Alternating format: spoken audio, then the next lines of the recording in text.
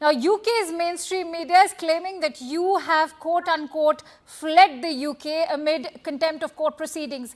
Have you, and why so, when you claim to be a patriot? No, I haven't fled the UK. I'm on holiday with my children, a holiday that was planned. I never received any court documentation summoning me to court.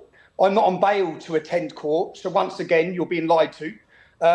There's a process that a court has to go to if they want somebody in court. That process is not to give information to far left extremist organisations who then notify me of my court date, which is exactly what happened. And am I going to go to court because a far left extremist George Soros funded organisation tells me to? No, I'm not. If I'm summoned by a court with paperwork, yes, I'll attend the court case. But I haven't been. I'm on holiday with my children. I've not run away from any court case. In fact, I look forward to these court proceedings because it's the British judiciary that's on trial, not me. Nearly 30 million people have watched my film, which they tried to ban.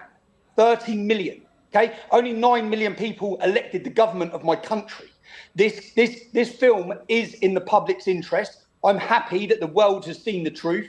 The media lie, they deceive, and they fool the public with their narrative. And I've gone and broke their lies and exposed them in a major way. I'm proud of my work as a journalist, and I stand for freedom of the press and freedom of the speech. Tommy, the media says that you are lying. Is it true that Stephen Christopher Yaxley Lennon is your real name and that you're using the pseudonym of Tommy Robinson to hide your identity and a checkered past?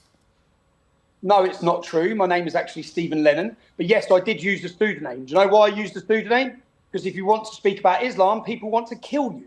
6 Muslims are currently in British prisons for 30 years for planning to murder me. They got caught with guns, bombs and suicide vests.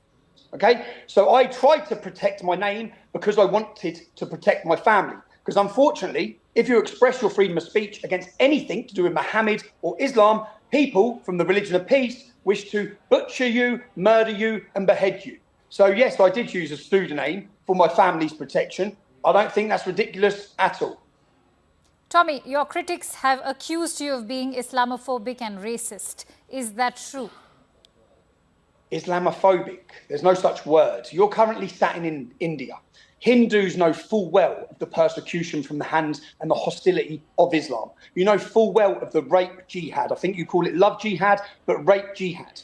We in this country have been blessed with immigrants from certain demographics which have loved and embraced this country. One of those demographics is Indians, Hindus, from India, and Sikhs. So no, I have absolute love for many minority groups that come to this country, and I wish to send them a message that we will stand with you. We will unify every community against the hostility and barbarianism of Islam.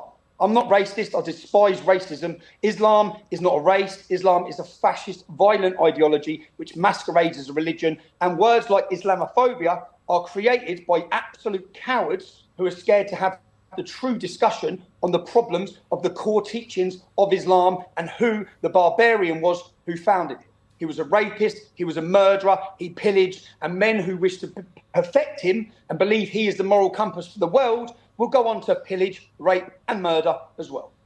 They say your movement is racist and that it is a privileged white man's racist movement. We have huge diversity in our group, huge diversity. So our movement is full of people from every background, of every race, of every religion, okay?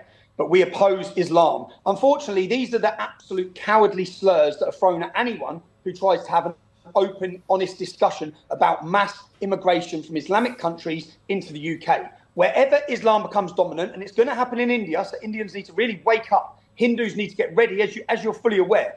You're going to become a minority in your own country, the same as us. What happens to minorities when Islam governs and Islam rules, we all know. They get persecuted, they get raped, they get butchered, they get murdered, and they're driven from their own lands. So all the Islamic nations that once were Christian, once were Hindu, that have been absolutely obliterated with no human rights, no support, and no protection for minority rights, that's the reality when Islam becomes dominant. I want to do everything I can in my power, as humanly possible, to stop the Islamic takeover of my nation. And being a coward and being afraid of silly little words like racist or Islamophobic is not going to stop us. By that logic, that makes you a minority in your own country. But having said that, you lost the libel case brought by Jamal Hijazi, a Syrian schoolboy. The judge said that you made Hijazi out to be a violent aggressor in the playground incident when he was in fact the victim, and that you made false claims. But you've maintained that law has been manipulated. Why so? Well, if you watch the documentary, you'll see that 7 teachers and 5 pupils support me in those allegations. You'll see that the school records say that Hijazi got caught with a knife and screwdriver in school. You'll see that the school records state that he stabbed someone. The entire country was deceived with this lie. I broke that lie with my documentary. The judge, a corrupt judge, gave me an injunction preventing the public from seeing the truth. Right now, the public have watched the truth, nearly 30 million of them. So in the court of public opinion, I've already won.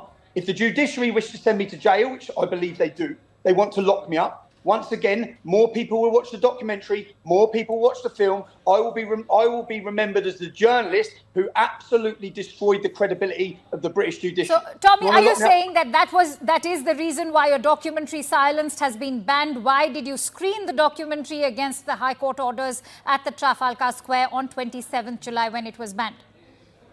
I'm a journalist. I believe in freedom of the press and freedom of speech. I don't believe the public should be lied to or deceived about stories. Although I face 2 years in prison for that, I stand on my principles. We are only being gagged if we allow them to gag us, okay? If we allow them to silence us. They silenced me for 3 years with a gagging order. Not anymore. If you want to send me to jail for that, you send me to prison, but the world will know the truth. I urge every single one of you in India, the story that I showed in my documentary, which is pinned on my Twitter page, @TRobinsonNewEra, is far bigger than Tommy Robinson. It's about the weaponisation of the judiciary against people who go against the government's narrative. Whether that be Steve Bannon, Alex Jones was fined £1 billion. £1 billion. This is a joke. The court cases against Donald Trump, Katie Hopkins, Geert Wilders, Marine Le Pen, anyone who has challenged the open border mass immigration policies of the New World Order is hit with weaponised judiciaries. My documentary totally exposes them. Because I am exactly coming to that. Your arrest under the Terrorism Act, the UK Met Police and groups like Hope Not Hate maintain that you were arrested under the Terrorism Act because you allegedly screened your banned documentary against the High Court orders at the demonstration. How do you assess that reasoning for that arrest, considering the Southport stabbing incident has been ruled out as any terror-related incident? I would urge every single one of you to watch my expose of the group you just named, Hope Not Hate. I've done a covert recordings. I've already done an expose documentary on that organisation to prove that they pay people to lie in the media, that they co-opt the media, that they manipulate the media, and that they use the media as a weapon against people. I've already exposed that. So I urge every one of you. When the police come out and say it's not terrorism related, let me give you one example of their lies previously in the UK. In 2016, if you Google this, Russell Square attack, a Muslim went into his mosque and he said that he wanted to kill non-Muslims. Do you know what the mosque done? They prayed for him. They didn't report him to the police or security services. They prayed for him. Now, he left that mosque that day and he went and stabbed 7 people in Russell Square while screaming, Allah Akbar. Okay? He done that and he murdered an American tourist. We were told it had nothing to do with terrorism or jihad. That was clearly an act of jihad, clearly an act of terrorism, and our security services and our media lied, because that's what they continue to do. They lie and they deceive us. Every time there's an act of jihad or an act of pure Islam, we're told Islam is a religion of peace. It's getting pretty tiring now. So anyone who's educated on Islam, on Muhammad, they know full well it's a violent fascist ideology that promotes war against non-Muslims, that promotes slavery of non-Muslims and promotes rape of non-Muslims. We're fed up of the lies. Unfortunately, this could have been a mental health incident in Southport, but we don't believe them anymore because of their continued lies. No one believes them anymore. But Tommy, is the writing in the UK going to put an end to that kind of terrorism? The new Labour Party government is holding your far-right movement, members of the English Defence League, for bringing UK to a knife's edge, whether it is the Downing Street, Southport or even Sunderland, and for spreading misinformation about the identity of the 17-year-old Southport attacker as an asylum seeker. Are you and the English Defence League stirring violence and spreading misinformation online? Can I explain to you how absolutely ridiculous this is? There has been no English Defence League for over a decade. There's no group. There's no organisation. but they're blaming the English Defence League. Why are they doing that? Then who are these supporters who are on the roads, who are your supporters? They're not my supporters, they're the general public. All the people arrested in Southport were from Southport. The general public are on the streets in towns and cities across this country because they're fed up. They're sick to death of the lies. They're being replaced in their towns and cities. So are you saying that the Guardian and the likes of the BBC are lying in their reportage? The Guardian and the BBC. Are you winding me up?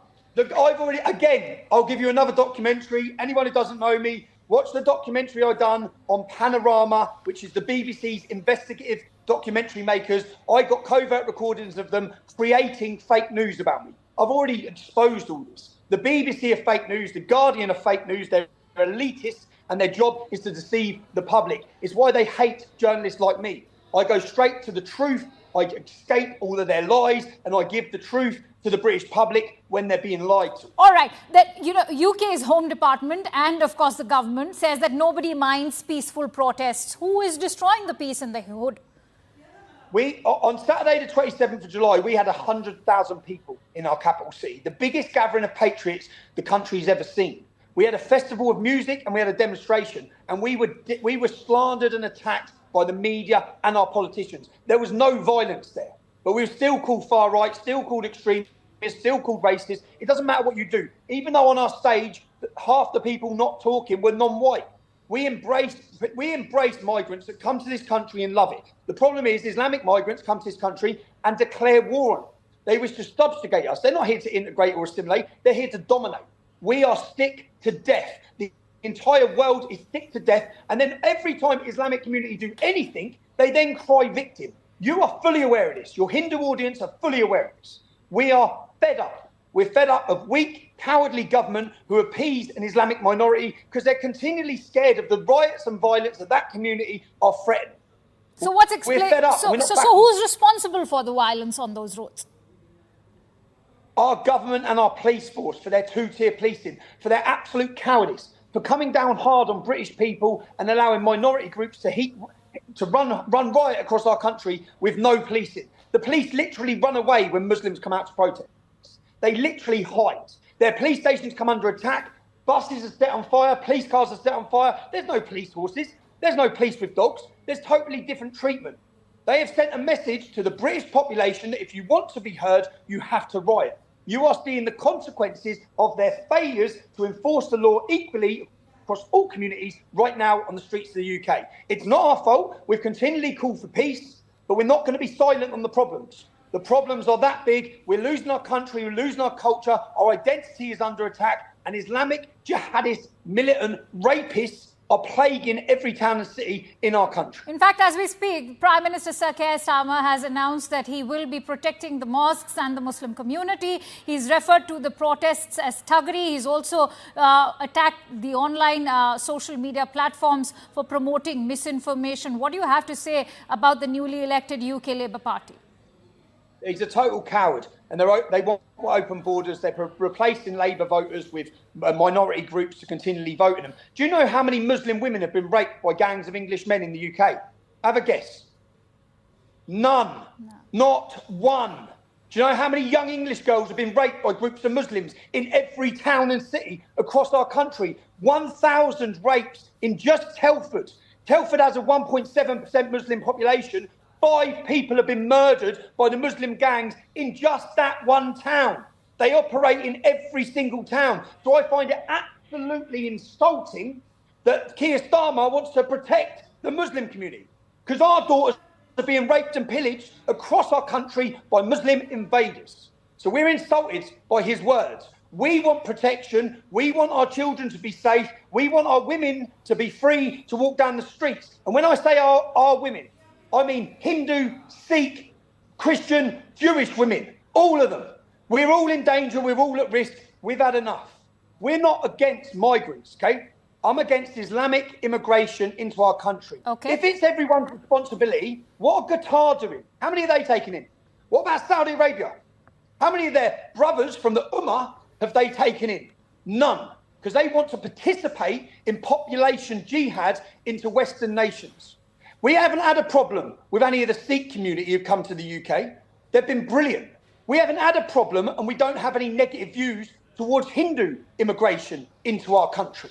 We have a problem with a hostile community coming in and declaring war. That's where we have a problem.